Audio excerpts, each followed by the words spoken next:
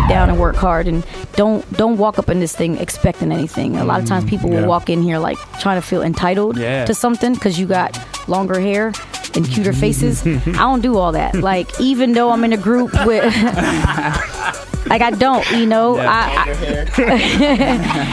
so I don't do that. I just always know sometimes I'm gonna have to work twice as hard, and I'm good with it.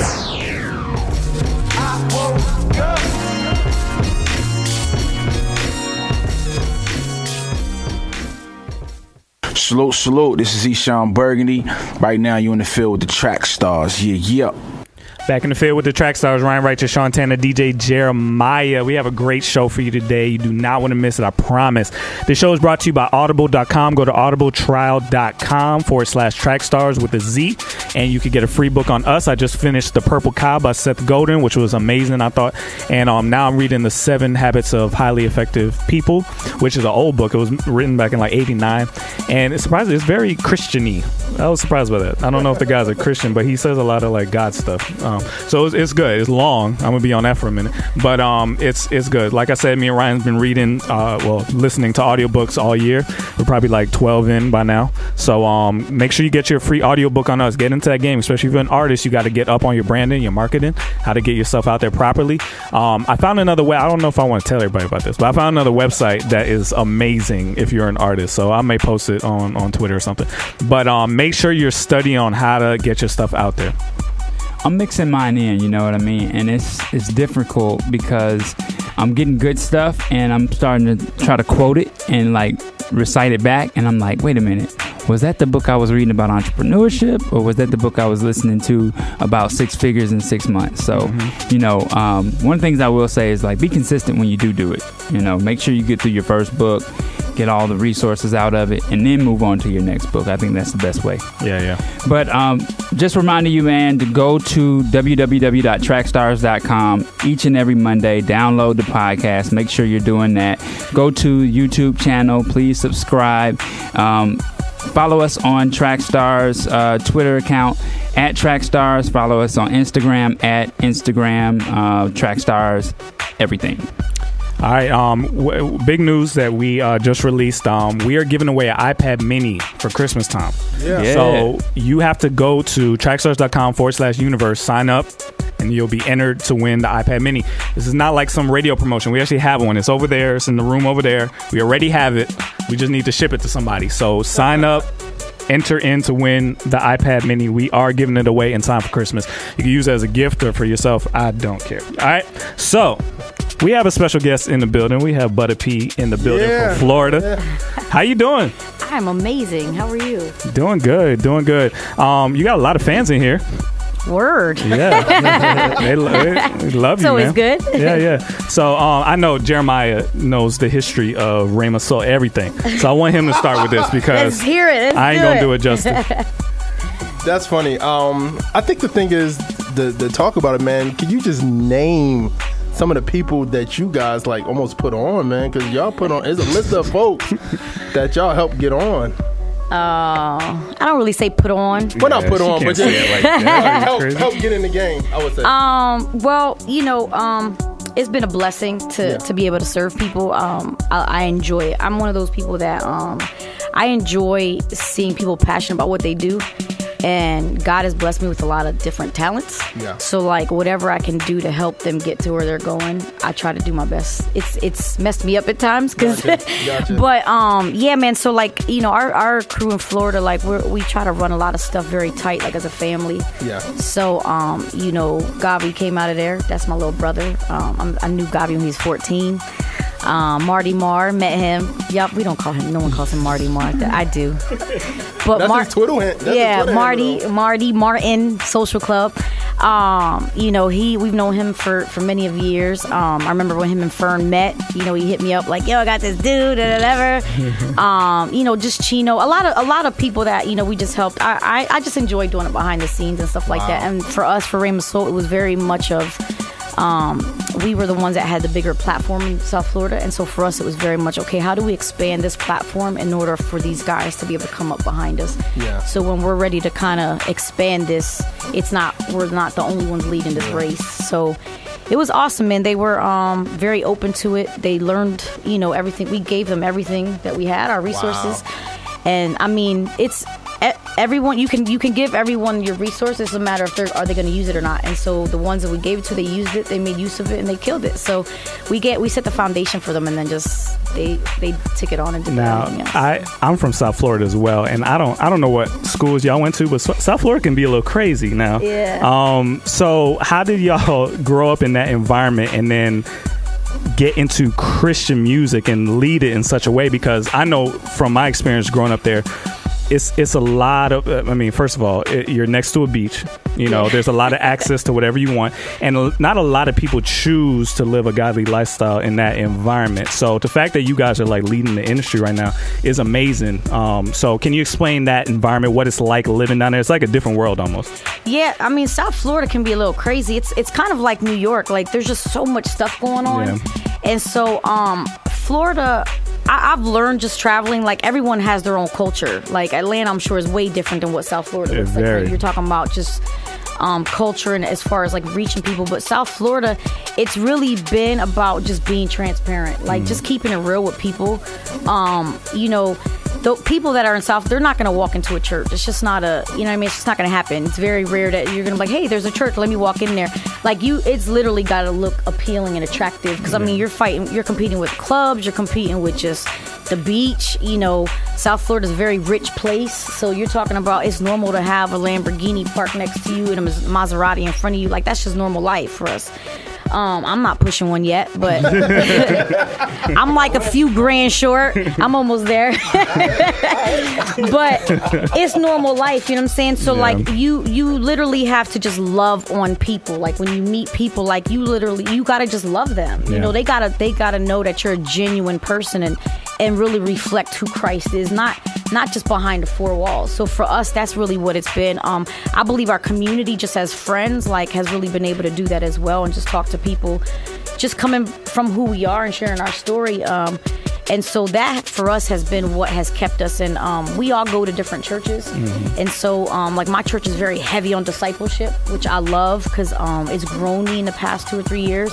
The church that Marty goes to, he goes to VU Church, which I don't know if you guys are familiar with Rich Wilkerson Jr. And their church is very influential with a lot of celebrities and stuff. And we're really good friends with the pastors there. And so it's just really been about having genuine relationships with people because we have tons of celebrities down there, but at the end of the day, they're just people. So they don't want you to communicate to them like a fan. Like just talk to me like one-on-one, because at the end of the day, they need Jesus, And so that's really how we try to maneuver down there, is just being very transparent with our successes, our struggles, just what life looks like, but what Jesus looks like mostly in our life. That's awesome.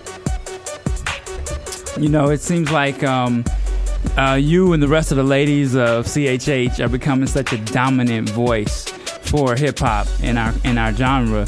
What are some of the things that you yourself are doing to trailblaze for young ladies?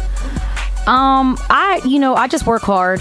I just try to work hard. I try to make sure that everything I do it with excellence. Right. If someone asks me for a feature, I don't take 2 months to do it. If they tell me it's due in a month, I give it to them in 2 weeks. I make sure I have the right attitude with what I do.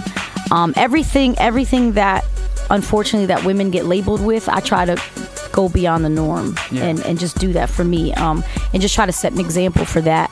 So I feel like I've been very successful, and ultimately just building genuine relationships with a lot of the artists. But I don't place my success on the artists in this industry, if that makes sense. Because at the end of the day, it's a business, and like not everyone has the same heart. So like you just gotta keep your head down and work hard, and don't walk up in this thing expecting anything. A lot of times people will walk in here like trying to feel entitled to something because you got longer hair and cuter faces. I don't do all that. Like even though I'm in a group with like I don't, so I don't do that. I just always know sometimes I'm gonna have to work twice as hard, and I'm good with it. Like I'm cool. Like if I get in a room and they want me to knock out 16 bars, well I'm gonna make sure I'm the first one done. So that's just my work ethic. I just wrote down, don't take 2 months on the feature. 2 months.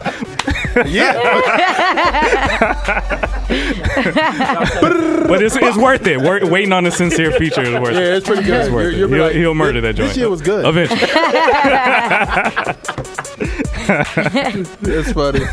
I'm sorry, but I'm trying to get better. I know.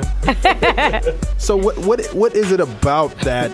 Like Florida is popping for Christian hip hop. Like you just thinking of when you think about it, it's like you guys are bringing up a lot of people, and we just hearing a lot of people. I mean, like Surf Gang. But Florida's popping for music, period, right? Yeah. Like music is popping down there. But I mean, like just thinking about that CHH, the scene is somebody's always coming from South Florida or like North Florida, Tampa. Like, what do you think is about the Florida area that the state of Florida that just brings out good Christian hip hop? I think we work the hardest. I honestly do. I think we like Surf Gang. Have you guys met them yet? Yes. Yeah, we talked to him. Like those dudes, like those are the dudes that if I were to stop rapping right now, I would get behind. Wow. Oh, yeah. Yes, yeah. Like those dudes, they hustle. Like they got to hustle on every, like whatever you need, they got it. Yeah. They And gave so, us the like, hustle tutorial when we They talked. did. They gave us some grind, awesome and so tips. like I believe that's what has kind of set us apart from the rest of the artists. I'm not saying that they don't work hard, but I believe two things has helped us is that one, we work together, and two is that we work hard. The together thing, though, why is that so hard? Why? I mean, I feel like the ladies work together pretty well, but I feel like in general, it's still a lot of divide. I feel like same team, that song was kind of like needed because it isn't really the same team. So like, so why is that happening? Why aren't we working together? Why aren't all of us working together? Yeah. Because at the end of the day, it's still business. Yeah. Like I hate to say it, like not everyone's gonna have the same heart as you. Like, you know, you got people who don't know their position, right? So some people, I believe, like they want to be in the spotlight, but that's not what they're meant to do. Like you got people who will want to lead something, and it's like you weren't meant to lead that. You were meant to be behind the scenes and like help with the booking process of it. Like I know people who are amazing at strategies. Like, why are you not going behind an artist and killing it for them marketing wise, but you're trying to, like, you're breaking your neck trying to be an artist? Like everyone wants to be the artist. Where with us, like, we just knew all our strengths and our weaknesses, and so it was like, okay, we knew we were all good artists, but there was also like strengths and weaknesses. So it was like, all right, so for instance, like when I sat down with Social Club when they started, like Marty knew my strength. Like he knew I could make stuff happen. Like I'm the person that, what do you need? You need this. Give me a list of what you need and I make it happen. Like I'm that person. And Look at your list today. And so Martin's strength is he makes things happen. Like he's the person you can say, hey, these are 7 resources. I need that by Friday. Martin will give it to you by Thursday. And so that's why Social Club has been so successful, because if Martin has an idea, he doesn't care about anyone's opinion about it. He moves on it. If it fails, it fails. If it wins, it wins. 9 times out of 10, Martin's gonna win because he believes in himself, and so that's kind of how we've known each other's strengths and weaknesses. He has a good ear too. Absolutely. He chooses good music for his projects. Yeah. He's just, he's gotten a lot more comfortable with who he is. Yeah. I think he's still growing in that. We know him personally, so like to see him now, like, again, those are my brothers. So like when I see him, sometimes I get emotional. I'm like, oh my God, look at this guy. Like I remember he was trying to practice my move.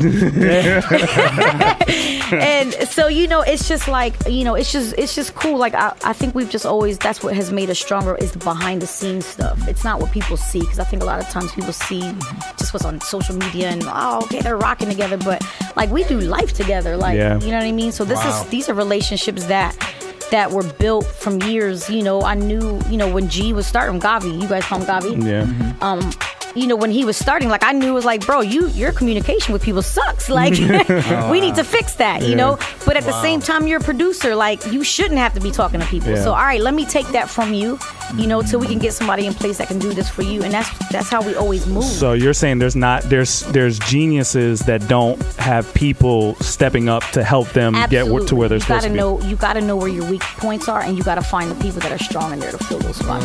Okay. So we may need to bring you back here, because we're doing a conference, and the way you're talking, like my man's taking notes right here.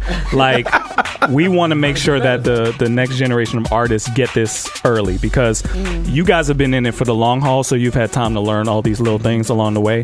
But we want to accelerate the process for people who are just like you that are coming out now, so this whole thing can get bigger, you know? Yeah. So we need people that have that knowledge that are willing to share it. So I appreciate everything you're saying. It's amazing. And I think too, for us, one of the most important parts has just honestly been heart stuff, like your heart issues. Like, like even now when people come to talk to me about music, like music to me is always secondary. Like, I feel like anybody can do music, as you guys can see. Like, it's fairly easy nowadays. So for me, when people come to talk to me about music, like, I just want to know where your heart is. Like, who are you outside of this stage? Like, if the stage and a microphone does not exist, who are you? Yeah. And does that calling still look like the same? Because I'll have people be like, oh, I was called to be a rapper. Really? Like, well, what is it that you're doing outside of that? Like, you know, they'll tell me they're called to speak to young people, or they're called to speak to young women, or whatever the case may be. So, okay, what are you doing off the stage that shows me that's what you were built to do?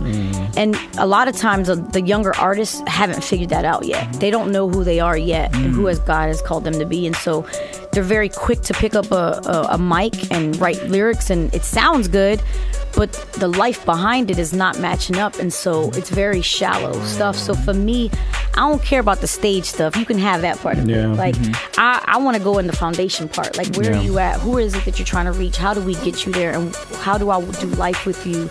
Where's God in your life in that season of your life now? Because at the end of the day, I don't care what we talk about. Like, we're Christians. And my whole purpose in life is to bring people to Christ. And so for me, it's like, where is God in your life in that? What does your prayer your prayer life look like? What books are you reading? Like, who is it that's pouring into your life outside of music?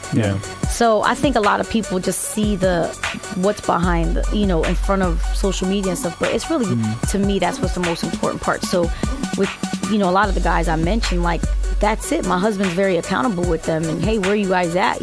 Sometimes I'll check with God, be like, yo, he got married last year, how are you and your wife doing? That's important. I'll ask him, like, we'll talk 30 minutes, and like the last 2 minutes, we're like, yo, how's Reach? Good? Cool. All right. Tell LaCrae I said what's up. That's it. Like, wow, that's awesome. So I have a quick question for you, and just to back up off the point you're already making. We have a heart for independence here, and we have a feature called the Independent Artist Spotlight, and it's to do what you just said: capture the hearts of the artists, find out what contributions they're making, where they're servicing in their churches, and things like that. And I actually had a question from one of the artists this week, coming out of South Florida, and he says, I just moved from Georgia to South Florida, and I'm trying to get connected with the Christian hip-hop scene. I'm doing music, I'm reaching out to artists, and I'm not hearing anything back. What's your advice to someone who's just moved into your scene and they're looking to connect with you guys and find a good way to fellowship? Get connected to your local church first. Got you. Good. Okay. Yeah. Because Florida, we all know each other. Okay. So you got to serve at your church first, and then we'll get to know you. Is there a difference in connecting with a church that embraces Christian hip hop and that doesn't embrace Christian hip hop? Is there a difference? Yeah. I don't know too many down in South Florida that don't. Okay. Like I said, our culture is just so different down there. Yeah. It's very music heavy. It's very arts driven. Very 95% of your churches are going to be, into it. A lot of the churches know who we are. So, but again, it's really about like what is it you're doing. I have a perfect example. We met this young guy a couple weeks ago. He had access.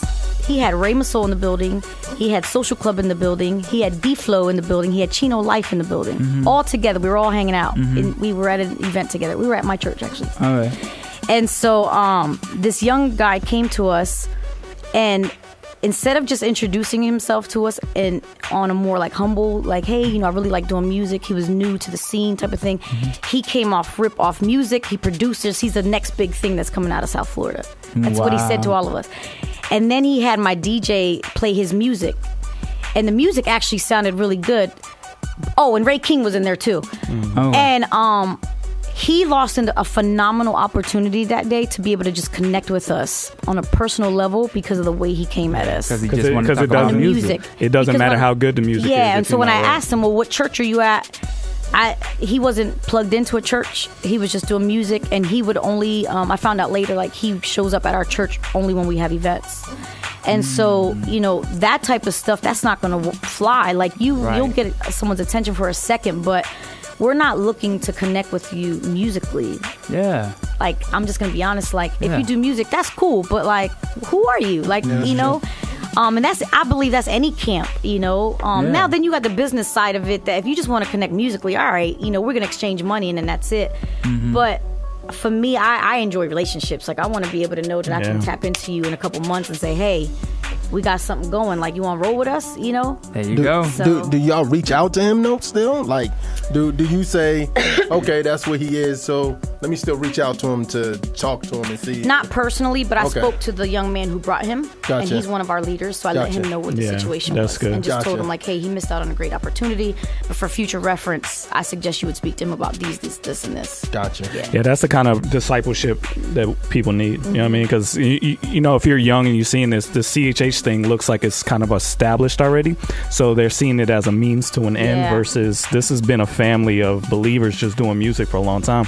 So you got to come in with the attitude of, I'm doing this because I love God, not because I'm trying to become famous or make it or whatever. So that's good, man. So give them where they can find you, what you got coming next, what to look out for.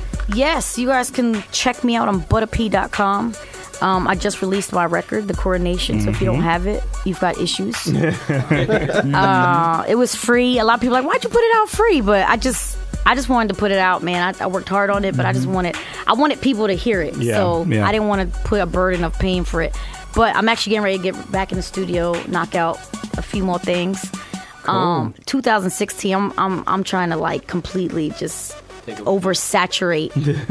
Like, if you guys don't know who Butta P is by the end of next year, you guys just aren't listening. Like, I need it to be that. That's what I'm going for. But again, a lot of that falls on me, because if I say stuff like that, it's like I got a lot of work to do. So you're about to get so many features out of you.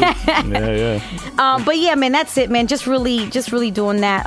Still helping, and being a mom, a wife, and just really focusing on that. Serving in ministry. And right now I'm just kind of reprioritizing my life and just trying to see what is it that God has wanted me to focus on right now. So right now it's definitely the music. Last year was focusing on my family. You could teach a class just on that, how to be a wife, a mother. I really want to. I'm hoping next year maybe I could do it at Flavor Fest. It's really been heavy on my heart. I just didn't feel like I was ready to do it this year, because I'm still, I think God's still tweaking some stuff with me. I was telling this young man, he choked my son yesterday, so the mom thing I'm still working on. I don't know if y'all got kids in here, but that's real talk right there. Yeah. But I would love to, man. I definitely would love to speak about that, just balance. But yeah, buttap.com, you guys can hit me up. That's what's up. All right, man, let's get back into it. You in the field with the track stars, Ryan Righteous, Sean Tanner, DJ Jeremiah. Let's go. This is a Track Stars exclusive. Yeah.